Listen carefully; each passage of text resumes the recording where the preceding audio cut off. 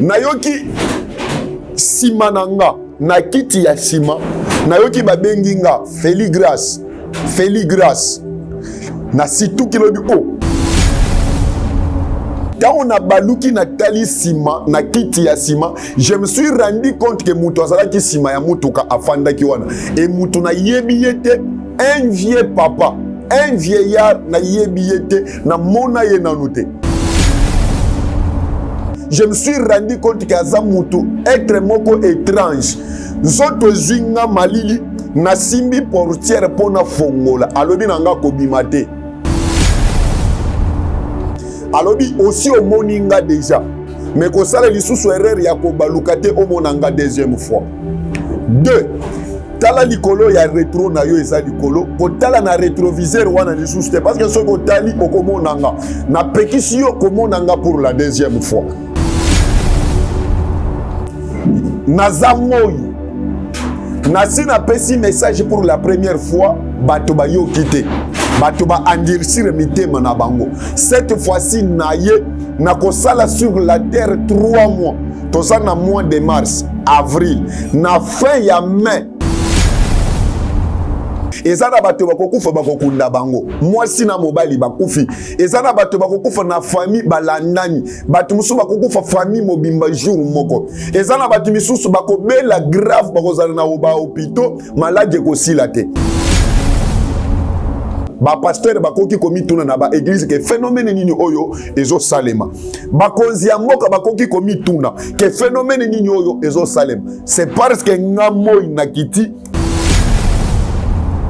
skoyo justice ango zo rendre ango eza pona nini bato zoka na oboma wana basali nini nda yebisinga ke kitisa nini vitre na yo ya côté na yo na kitisi vitre ayebisinga tala na rétroviseur na yo ya droite ya likolo te quand on atali na rétroviseur atuninga na omoni nini tant on atali bien aimé dans le Seigneur. Oui, je confirme des boutiques etikala moko na République démocratique du Congo. Miss Lo boutique a memeli biso poto na Kinshasa. Ah, merci mingi na maman Laura na ndenge o memeli biso poto na Kinshasa. Bonjour madame. Bonjour. Ah, les amis, Miss Lo boutique, tout est à l'arrivage de la France, États-Unis. Nous avons un poudre Kiko. Poudre Kiko. Non, quand la bureau sur son baya, aïe, tout qui n'était oui. Ah, tout qui n'était. Ah, les amis, Paris, États-Unis. Les amis, mélange. D'accord, la même différence dans moi parce que le réseau par Colibo, tu fais des tennis, tu vas pas moucher en Australie. Non, il n'y a pas de poudre ça à 48 heures. En tout cas, ma qualité na moni Moi na mama kobuka te. Soko lingi olata kitoko pe baye bayo yaka mbangu na Miss Lo boutique. Nengo okokuta basapatu bilamba ya basi maquillage mafuta ba parfum pe biloko mususu te poto kiti na Kinshasa. Pour mon abiso ezali pas cité. Tozwami bongo na avenue Victoire numéro 5 commune de Kassavubu. Topo bengi biso na téléphone na plus 243 85 64 11 889 0033 78 33 03 749. Shalom, shalom à vous les enfants de Dieu. Na Pesibinombote na Kombo na Yesu, c'est bien moi votre frère, le pasteur Israël Nash. Je vous salue au nom de Jésus. Je suis précisément à Kinshasa. Naza responsable ya Ophelina, Jésus est mon papa. Na ye liboso na bino pour na représenter bino bana o bozomona na bilili pe ba difficulté tozanango. Na bandaki mosala oh ça fait longtemps ya koboko la bana selon ainsi dit l'Éternel. Mais ba difficulté ezamingi difficulté ya loyer parce que tozo foutela et puis difficulté au foot la bana minerval pour to chute au bandaki to pesa qui avance mais tikali ndambo nazo banga ke bana oyo bakata classe bakoma nango na sukate. C'est pour cela Dieu m'a mis au cœur na lancé message oyo na batu nyonso ya motema malamu basunga bana oyo bozomona na bilili bana oyo bozomona na bilili ndambo na juna rond-point Ngaba ndambo Victoire ndambo limité et puis ndambo l'état pesingai pona bande kolanga nyonso ba congolais bobi ba réalité nini to passer nango na mboka soki nga simple individu na ndimi kozwa bana oyo na bokola na ainsi dit l'éternel. Ce qui l'État s'est décidé, tout le monde a sous fazer dans zélati. C'est difficile, il y a aussi un moko, c'est pour ça qu'on a lancé appel na bana nyoso nzambe pour la classe ya bana oyo, pour la loyer na bango, kola tape kolia na bango. Na osenga na batu nyoso baza cœur sensible, pe baza na motema ko sunga ba sunga biso pe ba salisa biso. Toza na commune ya Kalamu, quartier Kauka, référence ya monene tukanga mina université Kimbangiste, avenue comme on a Marin, le numéro 16. Le numéro de téléphone, biso pour na bateau, balingi ba contacter biso pour na ba détail mon sous ils a plus 243 89 72 32 229. Zamba pambo la bateau nyoso ba ko assister biso. Merci beaucoup. Chez Biso Télévision, chaîne Oyo Ekokani na yo.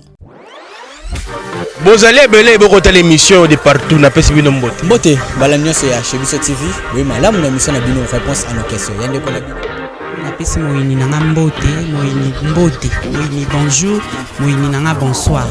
Merci bien-aimé dans le Seigneur. Balandinho soya chez Biso Télévision. Boza en Afrique, en Océanie, en Asie, en Europe, en Amérique.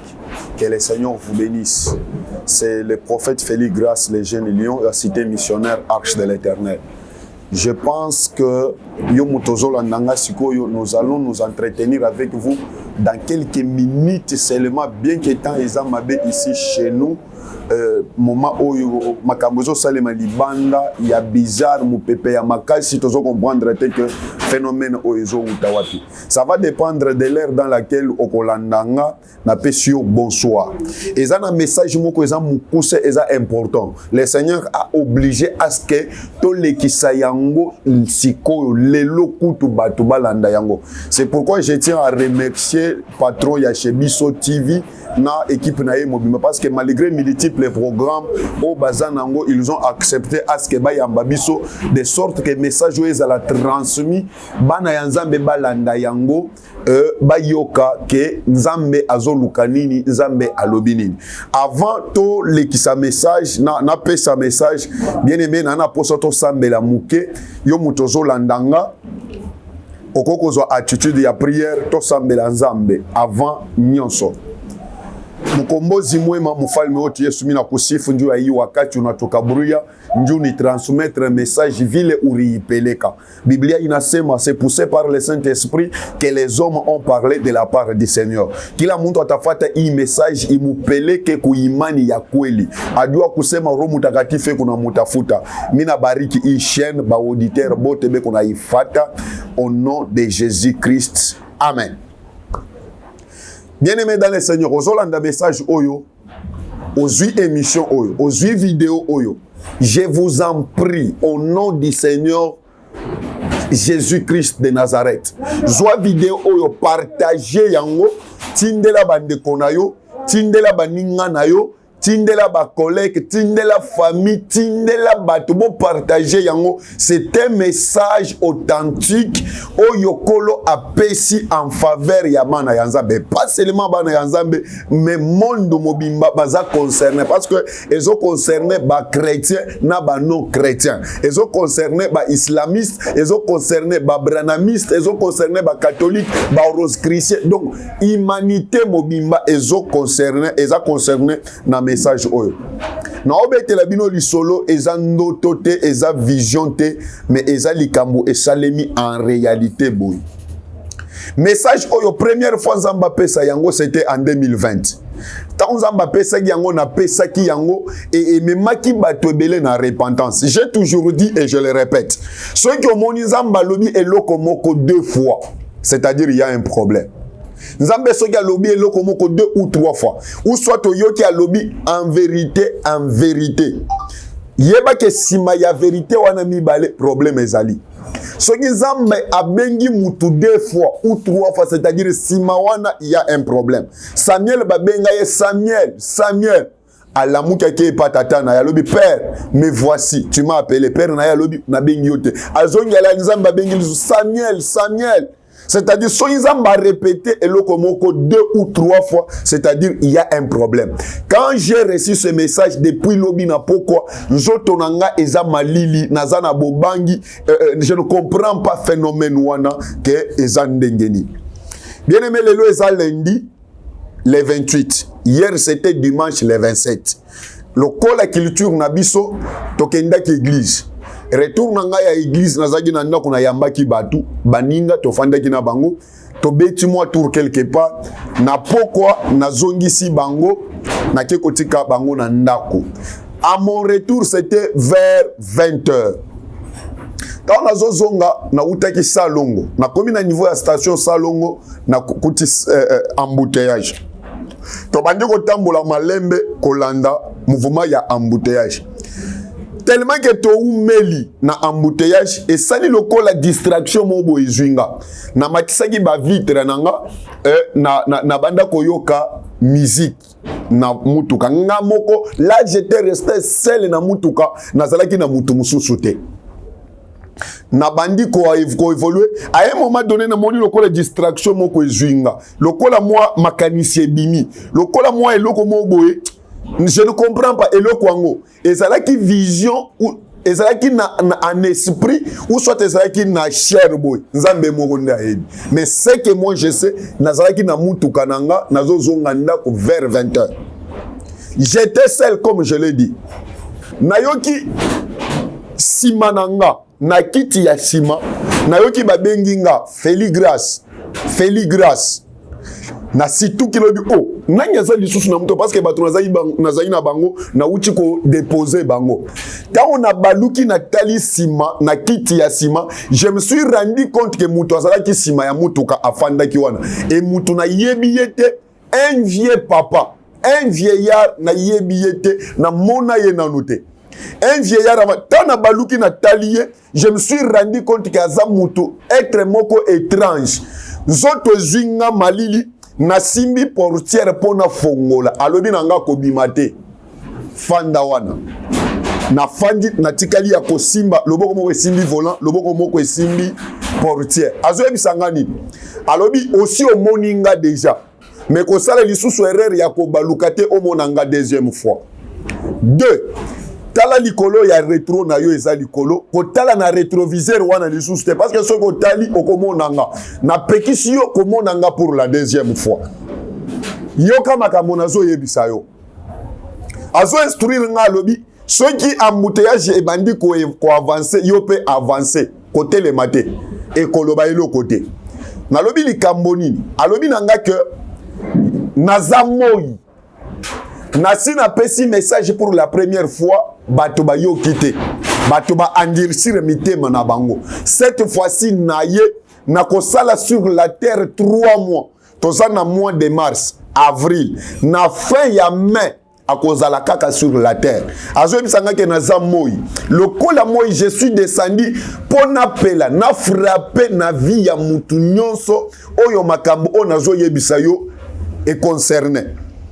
Na ko frappé boko mona liwa ekozala bato bakokufa ezana bato bakokufa bakokunda bango mwasi na mobali bakufi ezana bato bakokufa na famille balandani bato musu bakokufa famille mobimba jour moko ezana bato misusu bakobela grave bakozala na oba hôpitaux malade ekosila te ezana ba accident ekosalema ekolandana bato bakokufa ezana bato bakoperdre misala ezana bato bakokanga bango bakoumela na ba prison bakobimate ba événement ekosalema na 3 mois oyo bato bakotuna ba pasteur bakoki komituna na ba église ke phénomène nini oyo ezo salema bakonzi ya mboka bakoki komituna ke phénomène nini oyo ezo salema c'est parce que nga moi na kiti naza na se ya moi na ye ko rendre justice ndena meki kotuna ye lobi sikoyo justice ango zo rendre ango eza pona nini bato zoka na oboma wana basali nini nda yebisinga ke kitisa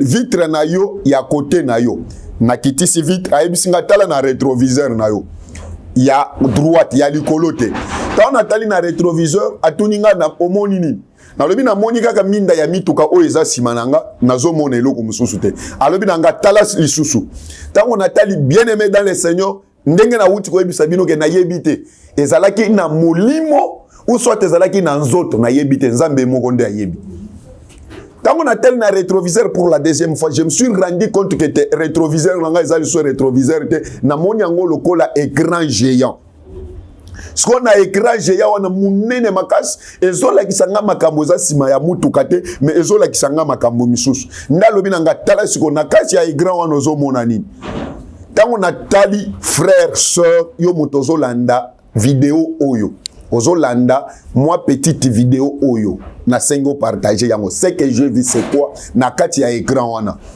na moni bana ba bébé siko ba bébé yango bazana âge ya ba bébé basi babotamité bazana âge ya ba bébé omoni ba bébé o bazana na libumu ya ba mama ndenge bébé afanda kawana baza bongo soki moto ake échographie bazola kisa mwana na vidéo bazola kisa mama bata la position ya mwana ndenge bébé abimaka wana namoni ba bébé ya âge wana nakoki koloba te ba bébé wana bazalaki ba centaines de millions ou bien bazali ba milliards ya ba bébé na parce que namoni bango ebele chose bizarre âge ya ba bébé wana il faut bazala balali mais bana wana balali te parce que âge ya bana wana bako ko vanda te bako ko telema te chose bizarre na moni ba bébé wana bango nyonso ya ko telema pas seulement ya ko telema mais maboko na bango likolo tango maboko eza likolo na moni minoko na bango ezobimisa makila matoi ezobimisa makila na moni nzoto na bango eza na makila so vieillard wana za sima nanga alobi yoka ndenge ba bébé wana bazoloba na yoki ndenge bato bayokaka te na yoki na lolenge moko bo nzambe moko na nde ayebi na yebite ko yoka wana na yoka ki wana ezalaki na molimo to na nzoto na yebite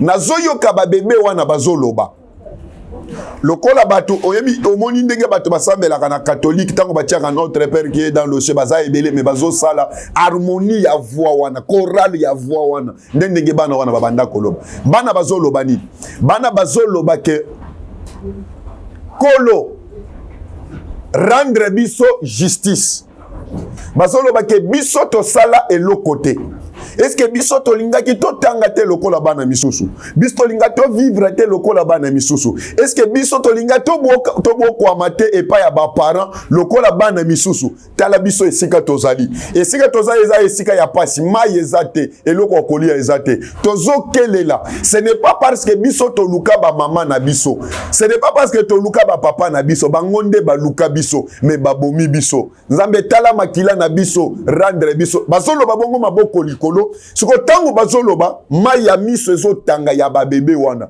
siko mai ya miso ezotanga ozotala mai ya miso ya babebe eza mai ya miso te me nazomona ngo makila ezotanga mai ya miso na bango ezotanga ya makila bazoloba nzambe venger makila na biso ndenge bapara na biso babomi biso bien aimé esika nazalaki na volant na longoli miso na retro nazwi mutu na nga na tie likolo ya volant mai ya miso etanginga nde natuni vieillard wana azalaki nsima na nga natuni bana oyo baza banani abandi koexplike nga alobi omoni eloko na kiteli awa mpo na détruire na punir bato nyonso oyo nauti koyebisa yo bana wana baza bana oyo bapara na bango bazwa bazemi me bajija bo baavorte bazemi wana baboya babota bamela bakisi bana wana baza bana oyo bapara na bango bamela produit utiliser méthode contraceptive méthode ezo empêcher mwasi ya concevoir te après kosala rapport sexuel bazoyebisanga bana wana baza bana oyo babwakama na kati ya baspermatozoïde ya bapara na bango bana wana baza bana oyo bapermeta bango te malgré existence na bango bapermettre bango te bana wana baexiste bana wana bavivre mais batia fin na mikolo ya bavi na bango bana wana siko tango tozoloba awa bango wana batelemi esika baza esika ya okauka ya désert mai eza te eloko okolia eza te bana wana baza na kati ya chaleur makasi yango nde bazosenga lola e rendre bango justice lola e défendre bango lola e kata kozu na bango e rendre bango justice alobi nanga aza na se ya moi akokota na ndako ya mutu nyonso alongola zemi alongolisa mwasi zemi akokota na ndako ya mutu nyonso a utiliser méthode contraceptive je vais énumérer ba méthode contraceptive o bato ba utiliser ka po ba empêcher fécondité alobi akokota kobanda journée ya lelo vieillard alobi naza moi nazo banda kokota nazo banda ko détruire ba vie ya bato pona rendre bana oyo justice. Avant na continuer na énumérer ba méthode lolenge nini bato bazo commettre ba meurtre wana bato bazo boma na lolenge ya koboma bana muke bana mike ba bébé nazo na posa to tanga nanu verset moko na Exode chapitre 23 verset 26. J'ai dit au nom de Jésus-Christ, il n'y aura dans ton pays ni femme qui avorte, ni femme stérile. Je remplirai le nombre de tes jours. Nzamba peki si alobi na mboka bozali esika bovwanda kawana. Moi si mon côté alongola zemi. Moi si mon côté. Balobi moi si mon côté. Azala mwana epa na bango azuize mi alobi soki na boti ba parents ba obengananga oza moi si. Ezala mama mukolo alobi bana na boti déjà bakoki na koko bota lisusu te oza moi si. Bible alobi moi si mon côté na moka na yo. Moi si wana longola zemi. Soki moi si alongoli zemi te nde nzamba alobi ke na kokomisa mikolo na yo ya ko vivre ebele sur la terre. Pourquoi? Parce que moi si alongoli zemi te. Ebele ya basi combien balongoli bazemi. Ebele ya basi combien ba utiliser ba méthode contraceptive. Batangisi makila. Moi appeli. Azoye bisanga na mutuka ke moi appeli. Je vais finir na histoire na silisa na énumérer banini na tika vidéo ba lancer yango bo partager yango. Ceux qui se sentir coupable na makambo oyo, je vais te dire quoi faire.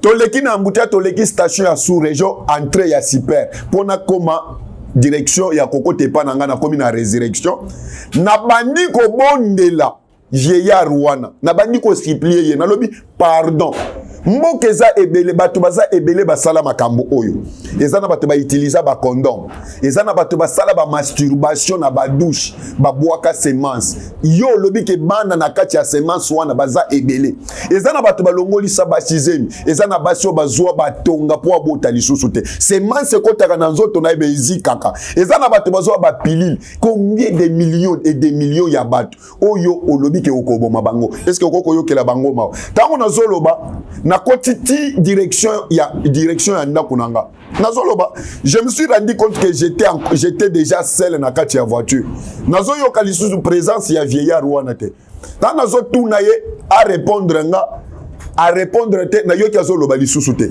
nde na baluki na talisima na kiti ya sima je me suis rendu compte que vieillard wana za lisusu te a disparaître na kati ya voiture na telimisi voiture na kiti na zongiti na prince na banda koluka ke akiteli wapi azanini na moni mutute jusqu'à ce que je me suis rendu à la maison na komi na ndako na bandi ko sambela na koki kolala te c'était vers 21h na fandi 1h moins nde na côté na chambre na côté na bandi ba intercession c'est alors que vers 5h mutozo kota na chambre na ngambe na ndenge ya sima akoti na mukongo alakisinga elongi na yete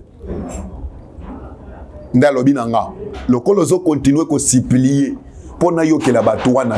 Pourquoi on a continué ko supplier? Parce que Moïse un jour peuple ya Israël basali bêtise basali erreur Zamba décidé que nazo exterminer bango nazo supprimer bango nazo boma bango nyos na kokela libota mususu.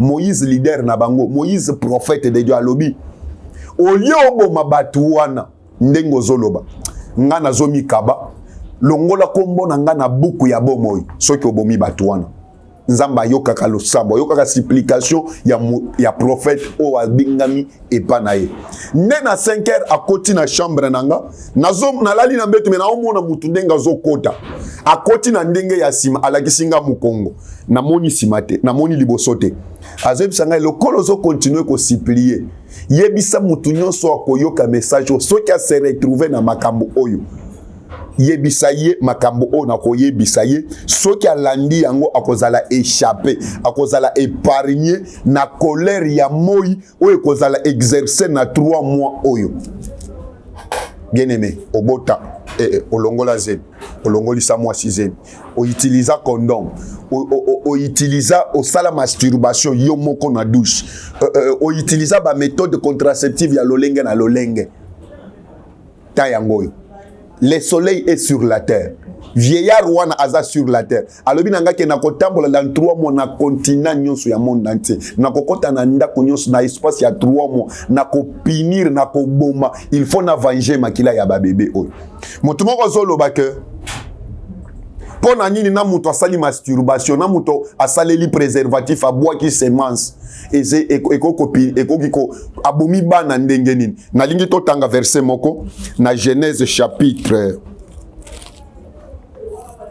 38. Chapitre 38, verset 8 jusqu'à 9. Alors Judas dit à Onan, va vers la femme de ton frère, prends-la comme beau-frère et suscite une postérité à ton frère.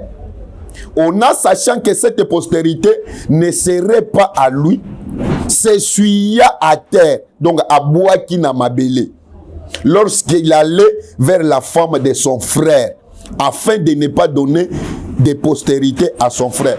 Ce qu'il faisait déplie à l'Éternel, qui les fait aussi mourir.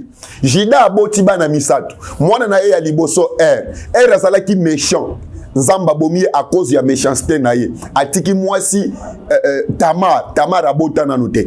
Tango atikali Jida tata ya azoloba ke lokola Tamar atikali aboti na te abengi Ona. Alobi mwasi ya grand frère na yo atikali aboti te. Comme ça yo zoye boti sa ye bana po postérité ya grand frère na yo existe. C'est-à-dire soki oboti bana na mwasi ya grand frère na yo bana wana bakozala ya yo te bakozala ya grand frère na yo. Ona andimi akei.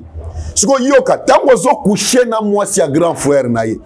Bible lobi azomi lobela ke soki na boti na mwasi ya grand frère na bana bakozala yanga te bakozala bana ya grand frère. Tango zo sala rapport na ye yako éjaculé azozwa semence wana abwaki par terre, c'est-à-dire yako donner semence abimi na nzoto ya mwasi abwaki sur la terre abwaki par terre. Bible lobi ke eloko azo sala wana et suscité kanda ya nzambe na likolo. Bien aimé, s'il y a une chose que nzambe azalaka nango zwa, c'est la semence. Donc, c'est-à-dire, semence ya mobile. Nzambe azalaka nango zwa mingi alingaka te bakaspie yango. Souvenez-vous, nzambe kelaka batu mibale, mwasi na mobile. Mais batu ba komi ebele par le moyen ya rapport sexuel. Donc, importance, utilité, la seule raison majeure pour laquelle il faut exercer rapport sexuel, c'est pour se multiplier. Et ça pour se multiplier, pour na kobota. Donc, si ce n'est pas pour cette raison, rapport sexuel il n'a existé. Alors, on a zozwa semence yako ko donner semence pas ya mwasi abimi abwaki par terre. Nzamba siliki a frappé on a akufi. Ezana bato ebele bakufa déjà. Nzamba boma déjà à cause ya bêtise wana. Azozwa semence azobwaka. Azokende ko coucher na mwasi. Tellement que mwasi wana za mwasi ya ndumba. Tellement que aza makangu na ye. Moya bota na ye. Mususu alobi nanga ke za pona komi batela. Wisoko yebi ke komi batela ko coucher na ye te. Soko yebi ke ko pesa ye semence na yo te. Tala ezala ndumba ezala nini. Na chaque rapport sexuel intérêt ya nzambe ezala ke yakobota. Ata ozandumba nzamba za kuna te. Ceux qui ont les rapports sexuels, il faut au bota. C'est pourquoi on a bandumba babota. Et puis moi na wabota mi na ndumba. Nzamba zaka na ye problème te. Nzamba zaka problème na mama, mais moi na te. Moi na zaka innocent. Oko komona moi na bota mi epa ya ndumba akomi prophète munene. Akomi ministre, akomi président, akomi pasteur munene. Problème ezate souvenez-vous problème ya Jephthé. Jephthé azaki moi na ya mwasi ya ndumba. Mais nzamba utiliser pour délivrer bandeko na. Tant que yozo kende pa ya ndumba olati préservatif o éjaculé na kati ya préservatif ozu yango obwaki semence obwaki bana na kati wana makila eza déjà na kati wana bana baza na kati ozondima te totanga verset mususu pona silisa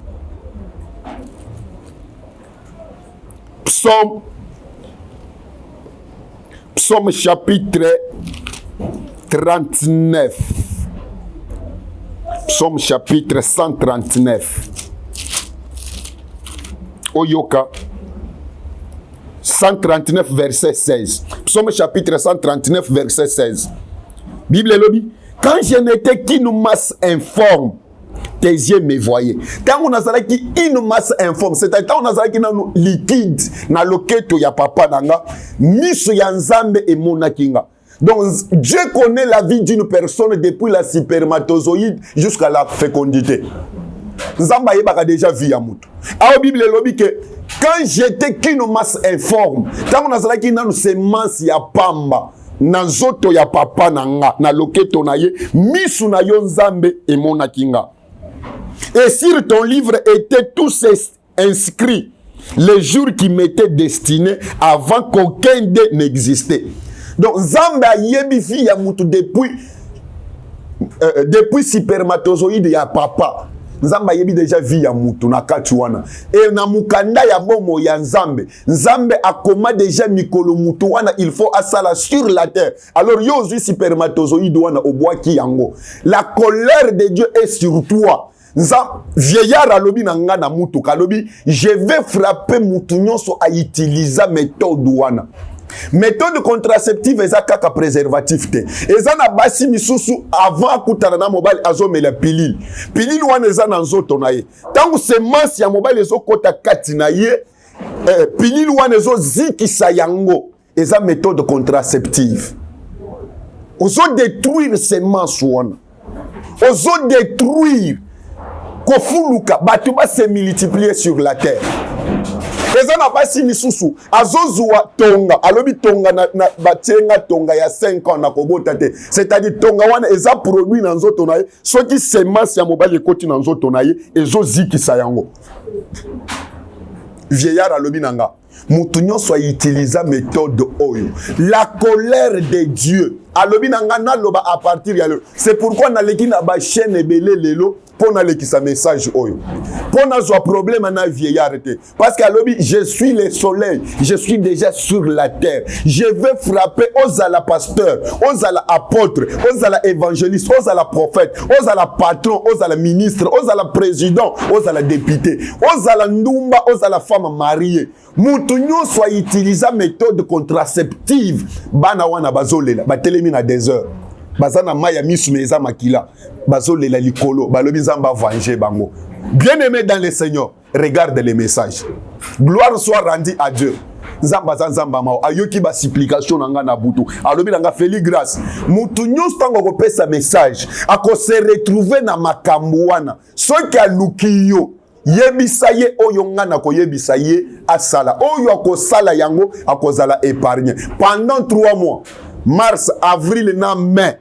Pendant 3 mois, le soleil est sur la terre. Vieillard wana lobi azo tambola na 5 continents. Akokota na ndako ya mutu nyonso asala makambo wana. Bien-aimé dans le Seigneur, message nanga yango je crois que na sinis. Numéro nanga eza plus 243 85 289 42 44 plus 243 85 289 42 44. Oza concerné na makambo oyo. Mes numéros sont là. Ngana sali musala nanga ya sentinelle na lobby. Ceux qui m'ont dit mon sang à reprocher yo, à se rendre compte que je suis coupable na makambo oyo. Ezala osala yango kala, appelle-nous. C'est que le Saint-Esprit nous aura dit tokoye bisayo yango ozala épargner na colère ya moyi. Que le Seigneur vous bénisse. Zoa lobo kono ya mobali tiana tolo na yo na sambela pona yo. Mfalme mwema. Mina fanya kazi yangu. Mina transmettre un message. Kila muntu ataifuata umusaidie. Roho Mtakatifu imusaidie à revenir kwa sauti yako. Biblia inasema si vous revenez à moi, je reviendrai à vous. Vous serez mon peuple et moi je serai votre Dieu. Vous serez mes enfants et je serai votre père. Kama naluria kwako umurumie. Buruma yako mu maisha yake. Kwa jina la Yesu. Amen. Que le Seigneur vous bénisse. Oui, je confirme que boutique etikala moko na République démocratique du Congo. Miss Lo boutique amemeli biso poto na Kinshasa. Ah, merci mingi na maman Laura na ndenge omemeli biso poto na Kinshasa. Bonjour madame. Bonjour. Ah, les amis, c'est Lo boutique. Toi, tu es à l'arrivage de la France, États-Unis. Tu as un poudre Kiko. Contact Poudre Kiko. Tozomona kaka biloko so tozomba ya toki nte boye. Toki nte. Eza Paris, États-Unis. Eza mélange te. D'accord, la même différence tango parce que biloko ngo ezoparcoli boye otie fois deteni nyonso otie bape mouchoir nyonso to elongwe. Pas biso pour de ça à 48 heures. En tout cas, ma qualité na moni mwana mama kobukana te soki olingi olata kitoko pe bayeba yo yaka mbangu na Miss Lo Boutique na yango okokuta basapatu bilamba ya basi maquillage mafuta baparfum pe biloko mosusu te poto ekiti na Kinshasa pomo na biso ezali pasi te tozwami bongo na avenue Victoire numéro 5 commune de Kasavubu topo bengi biso na téléphone na plus 243 85 64 11 889 0033 78 33 03 749. Shalom, shalom à vous les enfants de Dieu.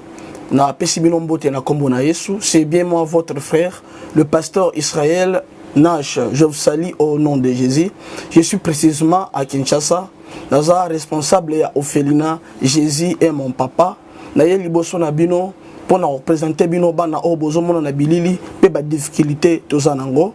Na bandaki musala oh ça fait longtemps ya koboko la bana selon ainsi dit l'Éternel. Mais ba difficulté ezamingi difficulté ya loyer parce que tozo foutela et puis difficulté à foutre la bana minerval pour to chute au bandaki to pesa qui avance mais tikali ndambo nazo banga ke bana oyo bakata classe bakoma nango na sukate. C'est pour cela Dieu m'a mis au cœur na lancé message oyo na batu nyonso ya motema malamu basunga bana oyo bozomona na bilili bana oyo bozomona na bilili ndambo na juna rond-point Ngaba ndambo Victoire ndambo limité et puis ndambo l'état pesengai pona bande kolanga nyonso ba congolais bobi ba réalité nini to passer nango na mboka soki nga simple individu na ndimi kozwa bana o na bokola na ainsi dit l'Éternel soki l'état s'est décidé to mona suba fazer na nzelate c'est difficile ya osala ngonga moko. C'est pour ça nazo lancer appel na bana nyonso nzambe pona classe ya bana oyo pona loyer na bango kolata pe kolia na bango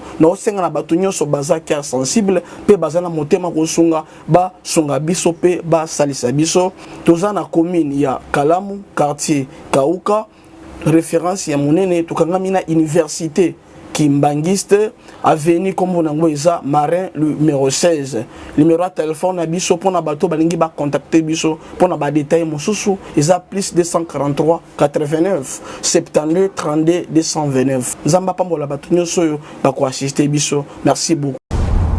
Chez Biso Télévision chaîne oyo ekokani na yo bozali ebele ebokota l'émission de partout na pesi bino mbote bala nyonso ya chez Biso TV oui malamu na mission na bino réponse à nos questions yande ko na pesi moyini nanga mbote moyini bonjour moyini nanga bonsoir.